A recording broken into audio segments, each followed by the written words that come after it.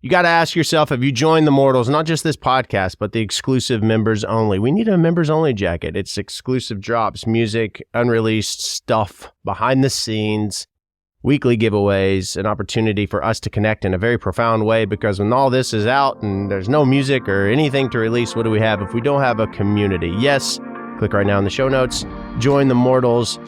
Based upon your tier determines the level of access you have. You will find full access to me, yours truly, right there. Help me to continue to create and build this incredible community. Join the Mortals, and here it is, the Mortals, the podcast. Yes.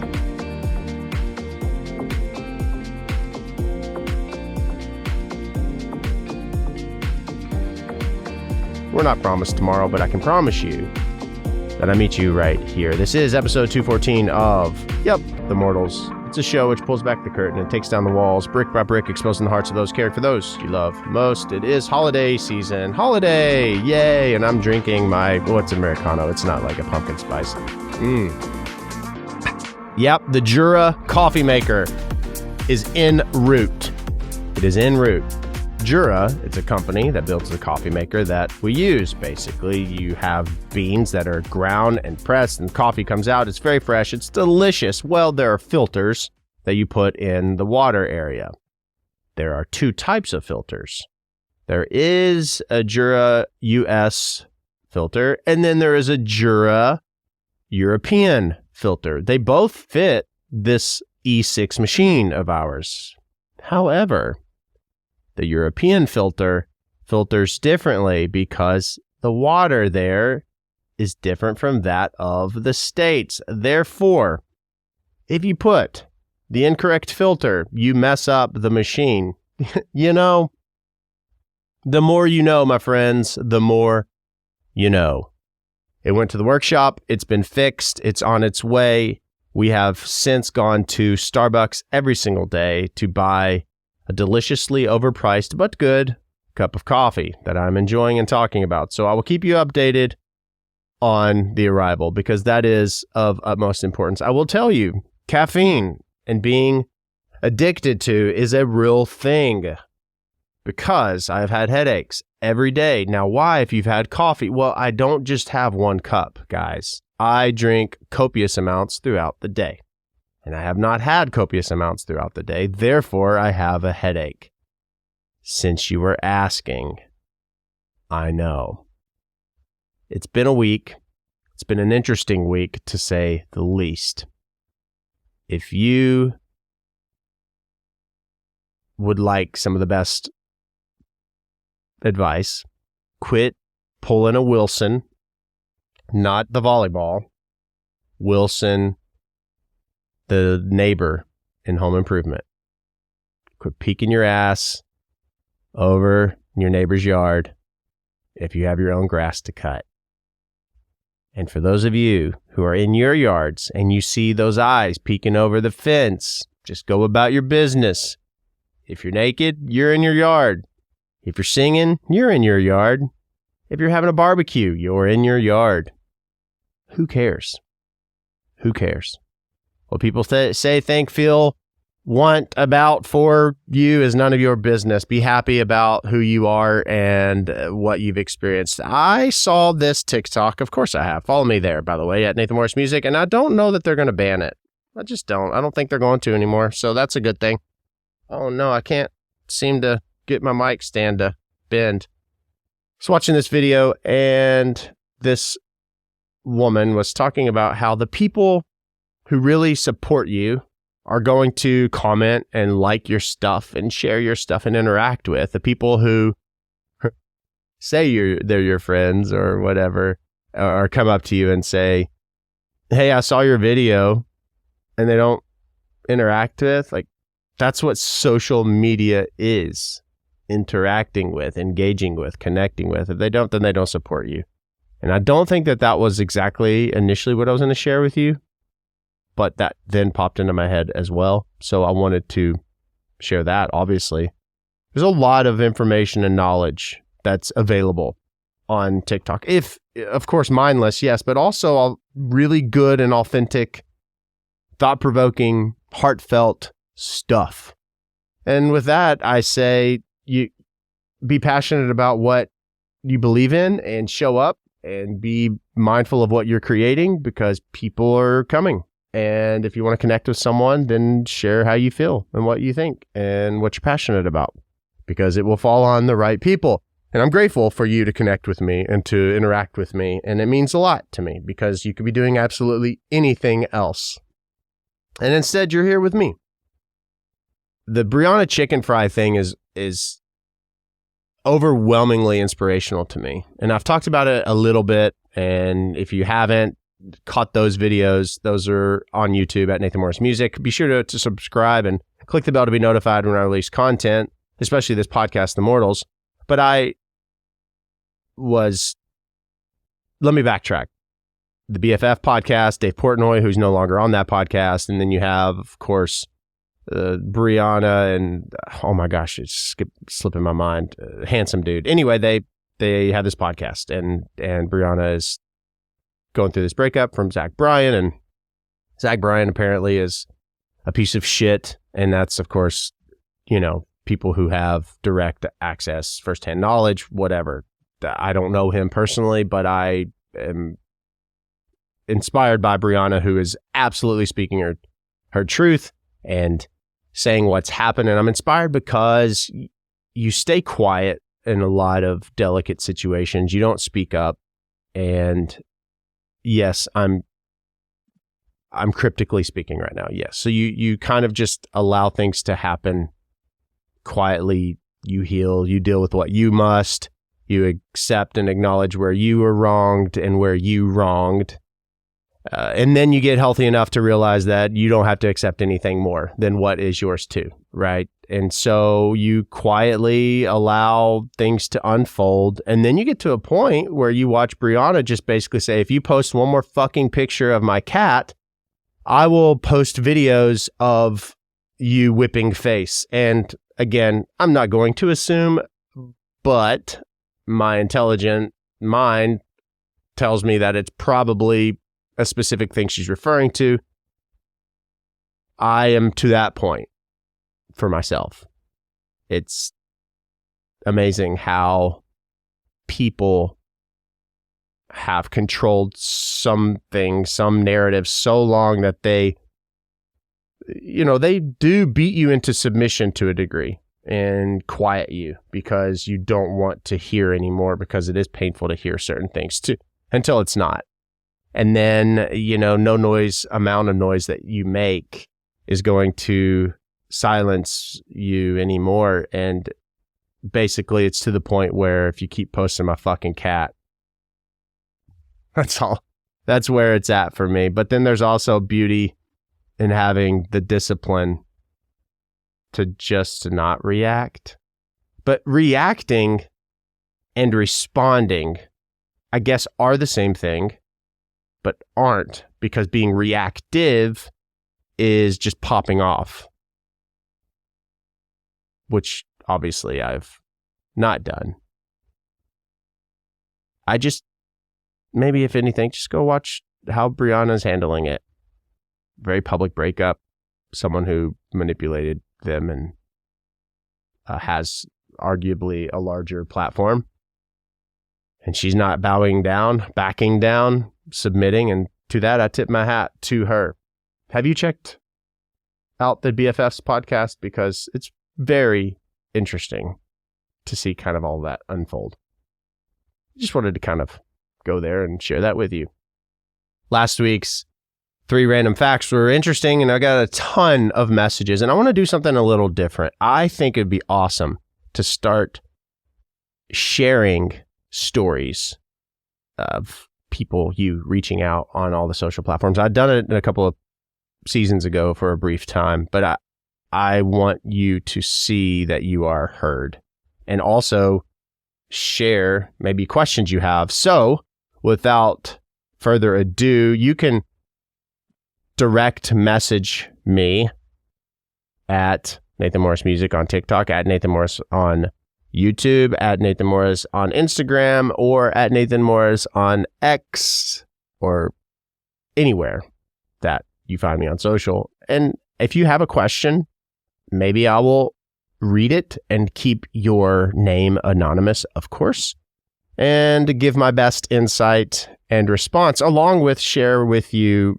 some very moving messages that come my way that I stumble upon. And I do so badly want to connect with each and every one of you, and I try my best to respond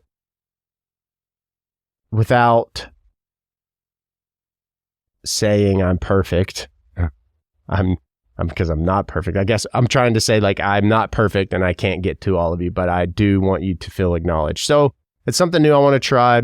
And if you have a question, a burning question, and I will do my best. Of course, I'm not a dojo and I'm not a know-it-all, but I would be glad to put in my 2 cents should you allow it.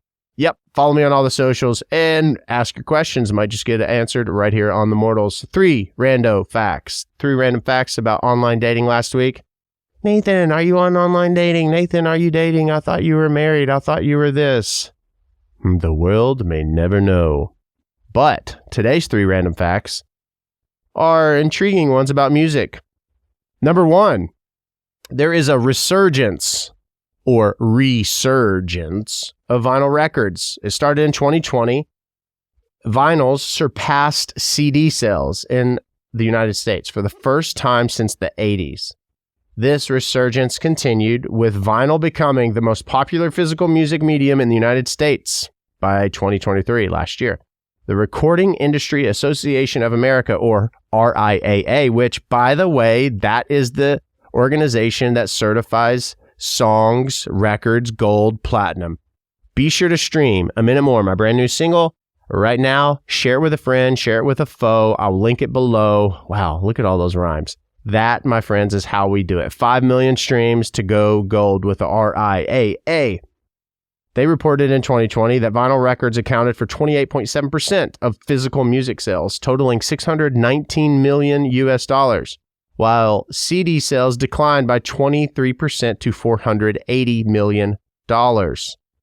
That's a lot of money. The music industry is loaded, yes, and that is only a portion of where revenue comes from. That's wild. The impact of TikTok on music discovery is the second random fact, and I am a poster child to this. TikTok has transformed music discovery and promotion. The platform enables songs to go viral through user-generated content, often leading to chart success on Billboard and Spotify. Artists and labels leverage TikTok's features such as custom augmented reality, filters, and influencer collabs to boost song popularity. This strategy has made TikTok an essential tool in modern music marketing. That's not random fact as much as it's just a freaking insane anomaly. You came for the funerals, you stayed for the music. I have charted on Billboard. I have seen tons of success because of you and because of TikTok. Thank you for streaming. Be sure to create your music. Well, no. Be sure to create your videos using my music as a sound. That is how we create some viral. I'm waiting for you to create the most badass dance video. Go. Number 3 on the random facts. Here we go. Over the past few decades, things are shifting towards slower tempos and minor keys. Now, that is, of course, the makeup of the song. Over the last decades, popular music has experienced this massive shift towards slower tempos and increased use of minors. In the 60s, the average tempo of popular songs was 116 BPM, or beats per minute, whereas by the 2000s, it had slowed to an average of 100 BPM. Additionally, while 85% of songs in the 60s were in a major key, this figure dropped to around 40% in recent years. These changes reflect evolving musical tastes and emotional expressions in popular music. That's your 3 random facts. And to keep talking about music, independence is where it's going. Artists, bands, you must have an idea of how to do it yourself. Write your songs, record your vocals, learn how to navigate your DAW. Remember, I showed you that on The Mortals. By the way, you should join The Mortals right now. Links in the description. It's our exclusive community. I give behind the scenes all the time, and I'm talking about my DAW, this interface, of course, that I use to create, and I record my own vocals. You also should know how to promote yourself.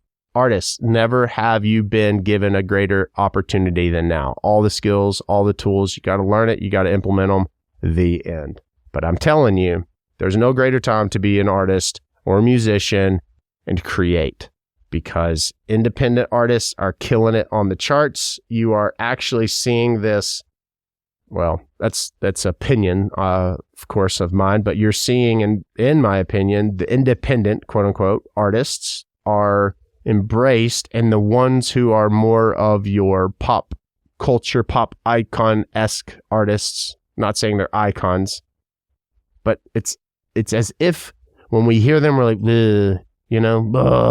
another Doja Cat. I don't know. I mean, I'm not trying to throw Doja Cat under the bus. I'm sure she's super talented in her own right, but you like Jake, an artist, or Alec Benjamin, or they're absolutely being embraced in droves.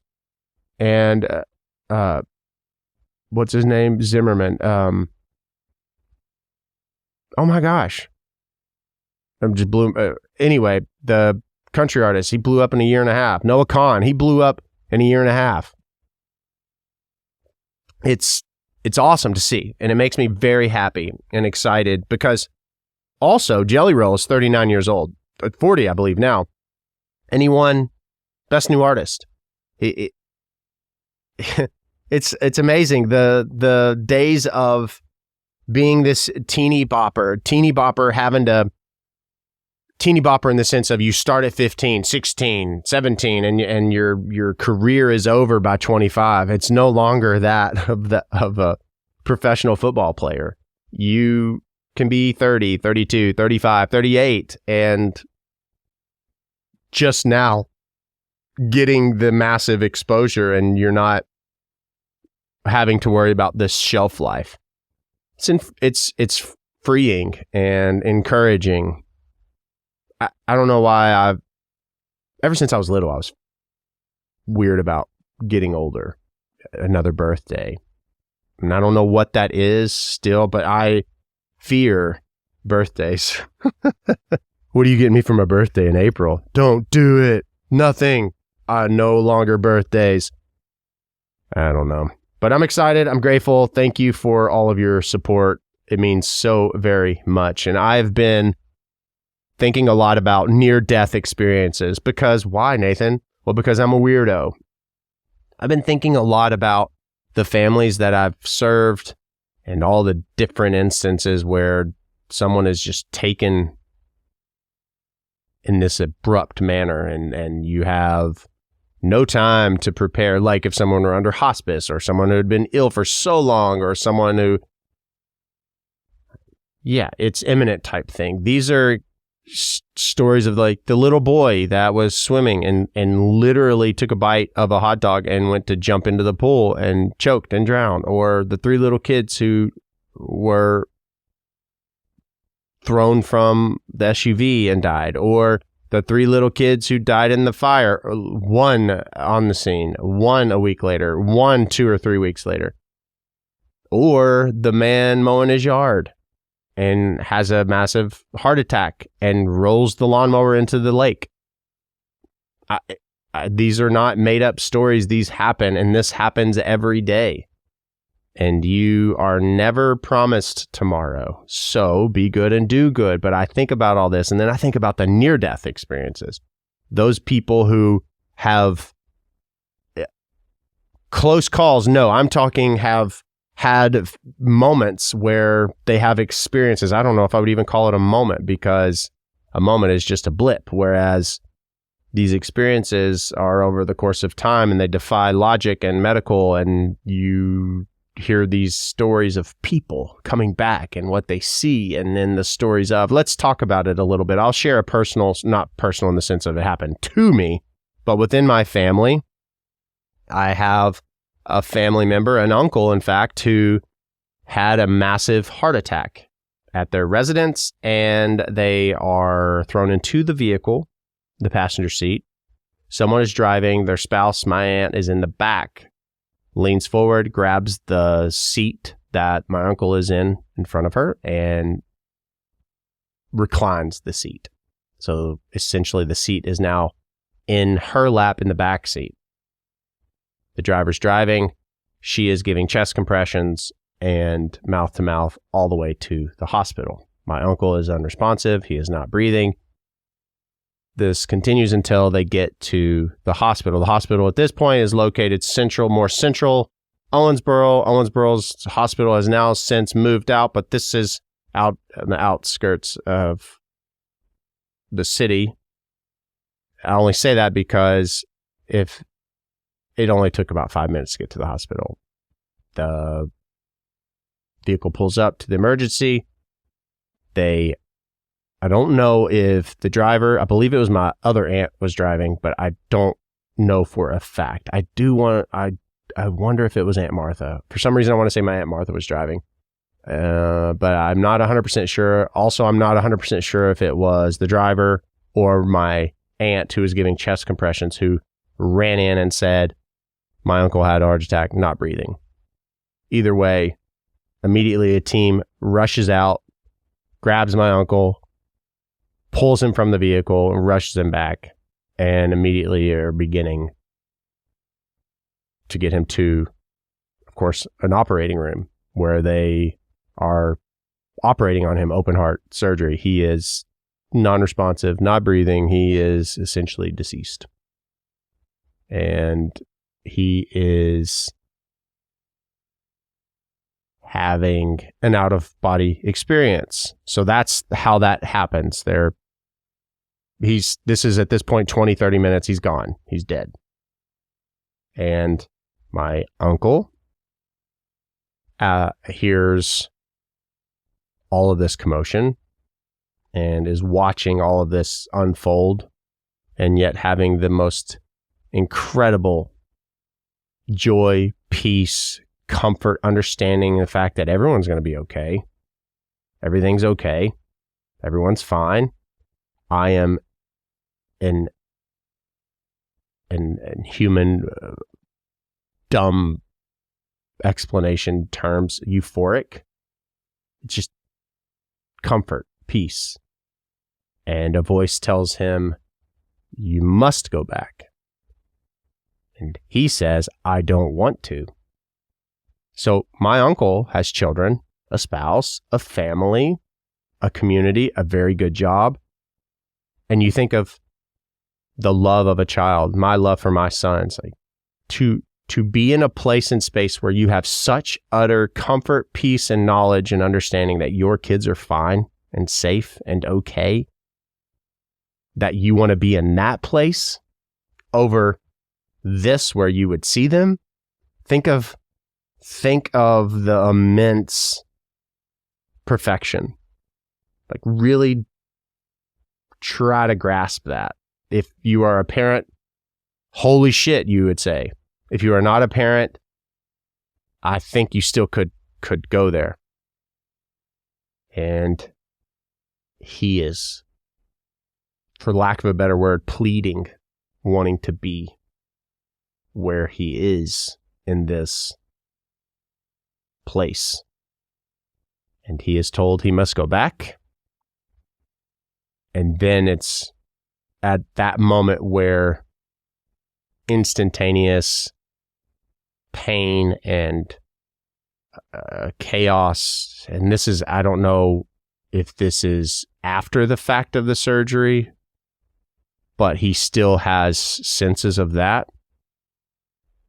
And then you fast forward, as I didn't get really granular about where he felt he came to, but the feelings of sadness and depression, even, I'm putting words maybe perhaps, but there was a period where he suffered from just wanting to be in heaven, because he had a very just blip of a glimpse. Think about that it was so perfect and beautiful and magnificent that he wanted so bad to be there, and he had to come back. And his human brain had to accept his role not being complete here. And it took him some time. And that is something we don't think about, is this fact that these near-death experiences, or these death experiences where we do experience perfection, or if you don't believe in heaven as a place, or in God, or that this is even possible, or maybe people say, well, the medication or this was happening. And, you know, I hear you. You're entitled to your opinion and your feelings, and that's great. That's the beauty of just communication and interaction with. I believe heaven is very real. I believe that that is a place that he went. I believe that it was so perfect and magnificent that I could understand that depression would set in, because like, what the hell am I to do here? Like, I'm just a meaningless turd in a punch bowl. That is my very direct and personal experience from a familial standpoint. And there are countless stories where people have had near-death experiences or have been told with signs of sorts that death has occurred. You hear it all the time with mothers and their children. It's haunting, the connection in between a mother and their child. There are documentaries that talk about it. There's one on Netflix where a mother knew for decades that her daughter was buried in a yard not far from where they like they knew, and they told the police and detectives, and then sure as shit, decades later, you should check it out. It's incredible. My uncle, the story that I know and remember, it's not as detailed, but I do know that when my cousin Timmy died, and he was 18 in 1994, the day he died, before his death, my uncle stepped on his back porch and he was looking down his backyard, and it was a new development at the time. And it's hard for me to explain, but the neighbor's house was further. Their house was on a bend, if you will. So the house, just picture their house being street facing at the tip of the arch, if you will. So when the street bends around and goes the other way, the house, if he's looking out his back yard, would be the side of his house, if that makes sense. And that side window, this glorious light is just beaming out, and there's a cross in the window, just like beaming this beautiful, bright, not worldly, earthly lumen that we would normally see. And he knows that was essentially a sign from God in the heavens that, hey, something is about to happen, yet I am magnificent and infinite in love and comfort, and I will be there. There's so many things and stories that you hear, especially in the funeral profession, where they were made aware or under hospice care at this point, right? So let's say someone is terminal, but they start to have signs or sights of my late granddad. He would see in the corner of the room his mother. His mother was boated out of the second-story window of their apartment in 1937 during the 37 flood in Paducah, Kentucky. That you should research that. The history of that is wild. They lived on the third floor. His mother, he was 10 years old at the time. His mother was dying of cancer, and they took her from the bed, put her in a boat, and boated her off into I'm going to say, just picture the sunset, if you will. And that was the last time that this little boy, my now late grandfather, who is deceased now, saw her. But as he's in his recliner, because he didn't want a hospital bed, by the way, he is pointing out his mother standing in the corner. And he was so excited to see her again, because he at 86 had not seen her in a very long time. And he saw another little girl who was his little cousin, I believe, that died, that he hadn't seen. And then he the funny thing about all of that is he's pointing that out, and he's right after that, he starts talking about the spider on the ceiling. And my mom was like, Dad, you sure? And she said, sure enough, she looks up and there is actually a spider on the ceiling. So also that is funny that's funny for the fact that he's explaining who he's seeing in the corner. There's no one in the corner. And then he follows it all up with, there's a spider on the ceiling, and Mom thinks he's hallucinating because our worldly mind, even my mother, who is a very devout Christian, who believes that, yes, absolutely, there are people who have gone before us who may come and almost comfort us, yes, but welcome us into eternal life. But follows it up with, there's a spider, and she's like, oh, he might be hallucinating, and there's a spider. So I think it's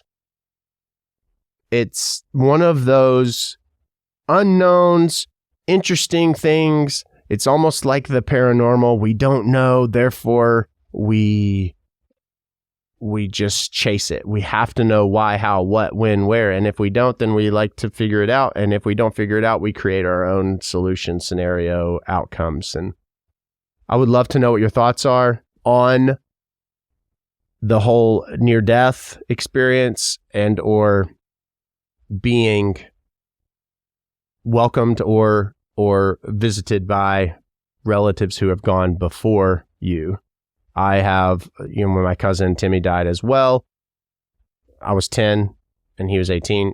In my aunt and uncle's house, it was said that he visited them as well. I believe that because his death was very traumatic. He was on the swim team. He was a lifeguard. He was swimming in his friend's pool. He went to retrieve a pair of goggles that were, how you take your goggles off and you put them in the water to clear them. They went to the bottom and he never came back up. Why? And I wrote a song actually about that called Timmy Went Swimming. You should check that out. We just don't know, my friends. We just don't know. Here are some near-death experiences that have been documented and would be considered quote unquote more popular.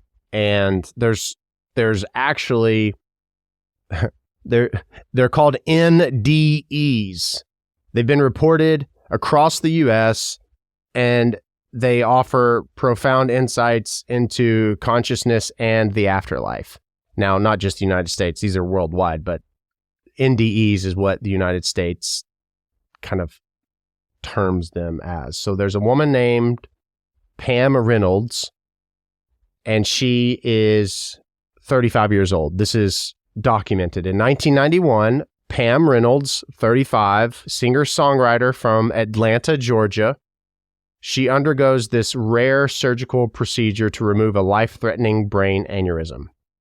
And during the operation, her body temperature was lowered to 50 degrees.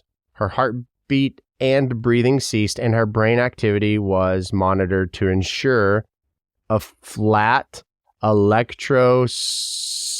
EEG, in other words, indicating no brain function. Despite these conditions, Reynolds reported an extraordinary experience. So they did all of those things during the surgery to remove the brain aneurysm. So they flatline everything. And the brain aneurysm is on a delicate part, which is the brain. They're going to remove their aneurysm. Therefore, if they don't want to mess up any of your activity, your stuff firing, that's because it's very delicate. It's like a motherboard, but a billion times more, right? So despite these conditions, Reynolds reported this extraordinary experience. She felt herself leave her body. She observed the surgical team and accurately described instruments and conversations within the room. She then described traveling through a tunnel toward a bright light, encountering deceased relatives, and feeling an overwhelming sense of love and peace. Her detailed observations during a period of clinical death have been extensively studied and are often cited in NDE research. So there is massive amounts of research around NDEs, near-death experiences. Pam Reynolds, 35 years old, is absolutely essentially placed on a table dead. No brain activity, no heartbeat.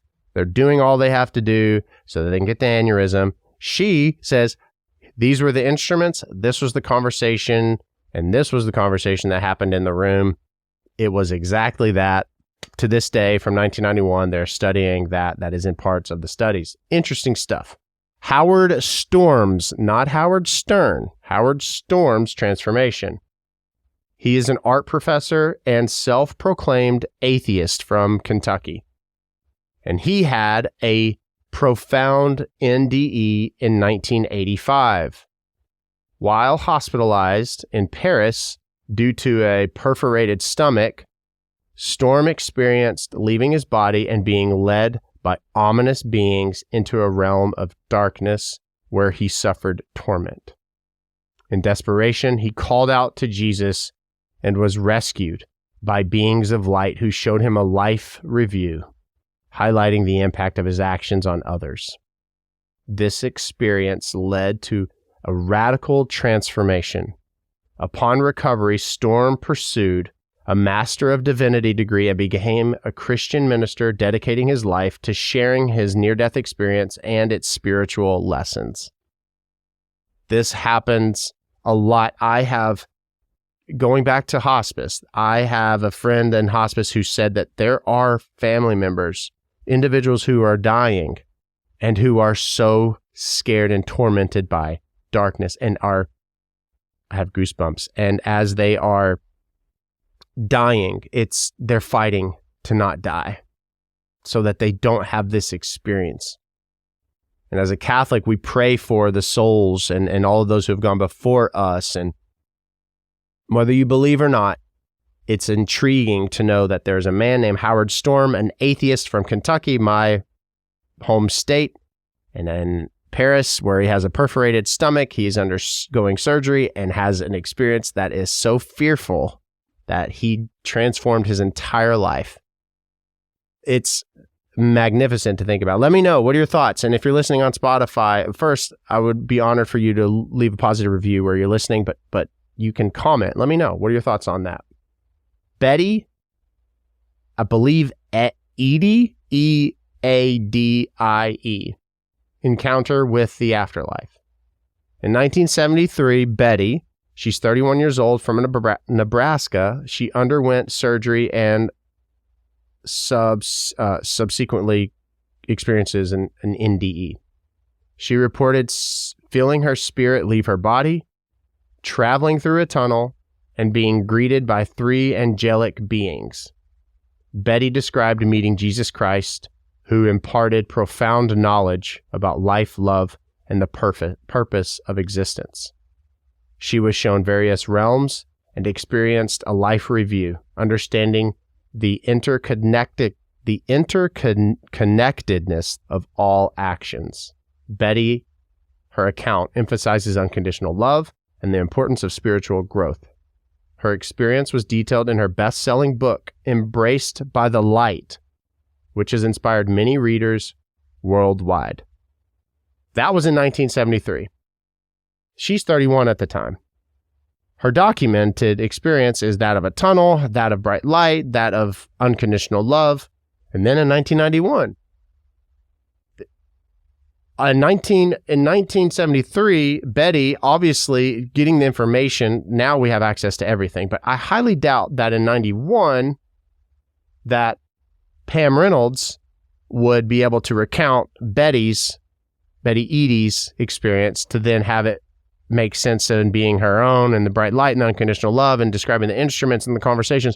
You see where I'm going with this? And then you have Howard's, who's the polar opposite. Instead of unconditional love and light, it's darkness and ominous and horrible and tragic.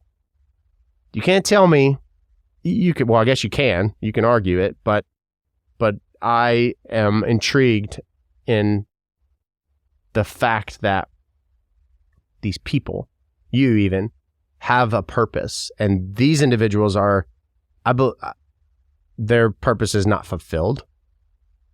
And as someone who is a believer, I feel that God reveals himself to people, even random people. Why did they pick them? Well, I believe that because it is through them that they're able to speak to the beauty of life and the beauty of that individual, that you matter and that you're worth honoring. And we are put here to worship through our actions. By serving others, do we serve God? And if you don't believe in God, still serving others creates this profound feeling of purpose. And you serve others by loving others and accepting others and inviting others. And all that aligns with the fact that near-death experiences are incredible to hear about, learn about, and so is paranormal, and so is just learning in general. And I think I hit the nail on the head when I said, I think God revealed himself to those people so that they can tell other people that they are profoundly loved. And what do I say to you all the time? Not saying that I am God, nor in any way am I even comparing myself to the perfect love that I believe God offers. But love is created by God and therefore should be shared. And I hope this is where I'm trying to connect, that I have done well as I strive to show you that you matter and that you're worth it and you're worthy to be loved. And that's what my purpose in Guiding a Light is. And the great thing, if I can, about a failure or bad things happening, or maybe you fucking up, is you can't lose and fail if you don't quit. And light and goodness always wins and overcomes the dark. And I want you to look at this life in this world with a glass half full mentality. You're not promised tomorrow. If you'd love to create whatever it is you create, then create.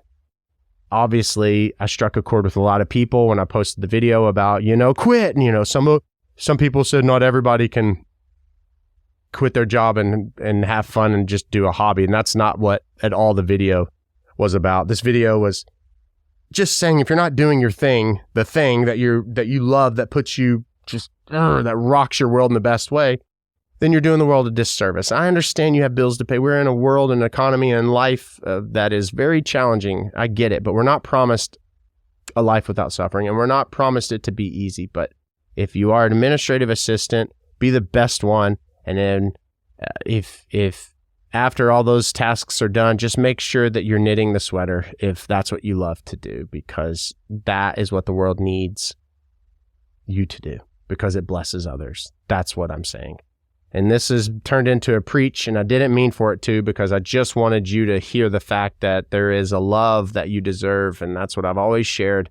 And I meet you here, and I would love to hear what your thoughts are on near-death experiences. It's so intriguing, and the funeral profession is so intriguing, and all of this is what my brain does all the time, and all of this is what inspires the songs and the content that you listen to and stream. And I want you to meet me at the Mortals. Join right now. Click the link in the show notes. Stream my music. Grab some merch. Just know that you're important, if anything. Share this podcast with a friend. And also, reach out to me. Let me know your questions. And I may answer them to the best of my ability. But that's all we can do, right? I want to end this episode with something that has really inspired me. I want to end this episode with a message I got on TikTok.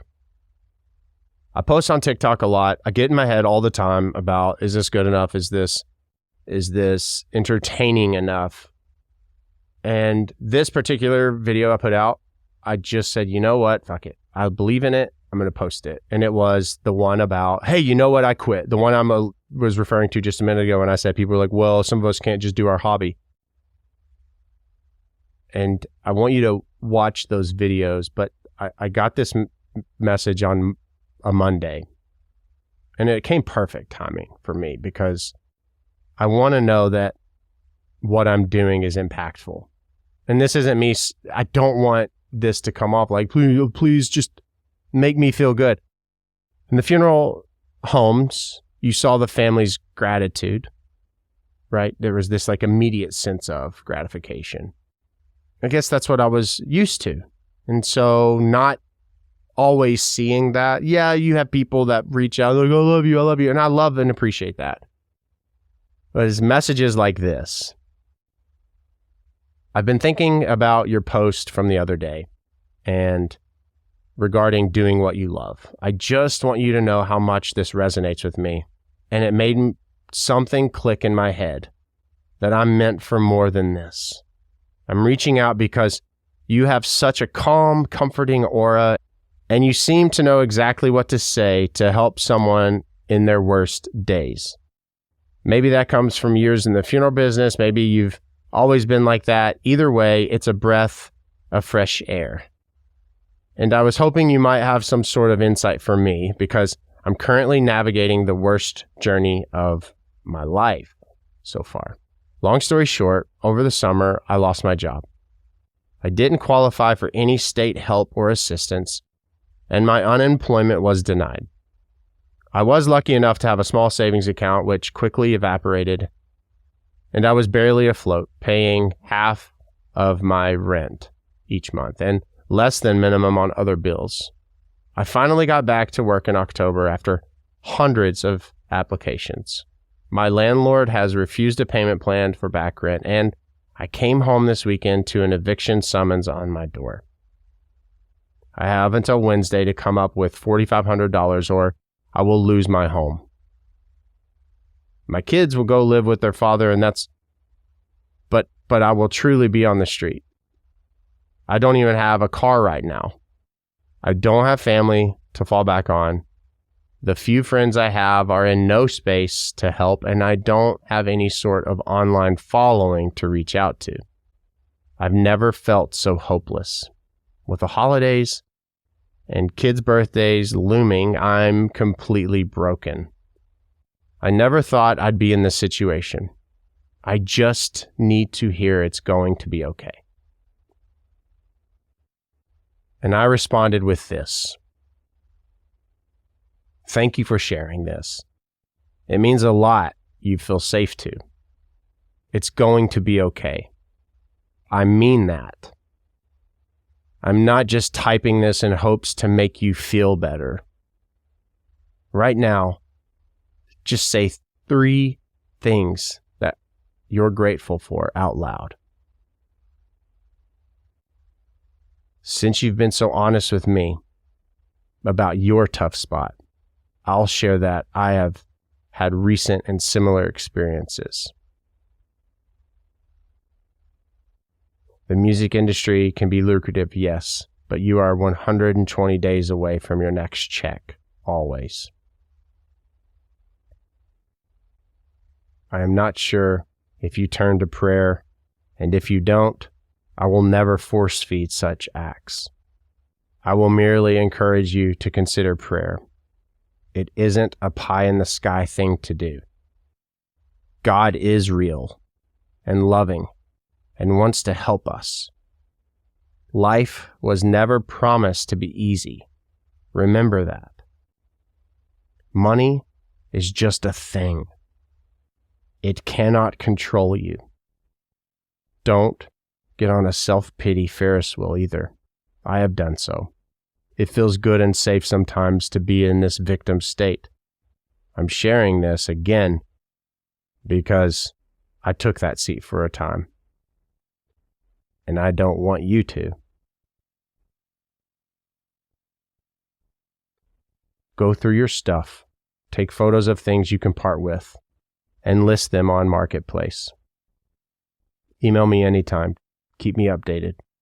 I want to hear about your children and what you love to do. Those messages are the messages that help me realize that what I'm doing matters And I won't always get instant gratification. And I won't always know. And there will be times where I feel that I put out a shitty piece of something. And you will too. And just when you least suspect it, goodness comes. And to you who wrote that, I think about you a lot. And you who are here, I meet you here. I'm grateful for you. This is The Mortals. This is episode 214. I hope, if anything, this episode just shows you just how incredible you existing is. Meet me over at The Mortals, the exclusive community, and you're loved far more than you could ever know. Feel free to ask me your questions. We'll see you at the next one.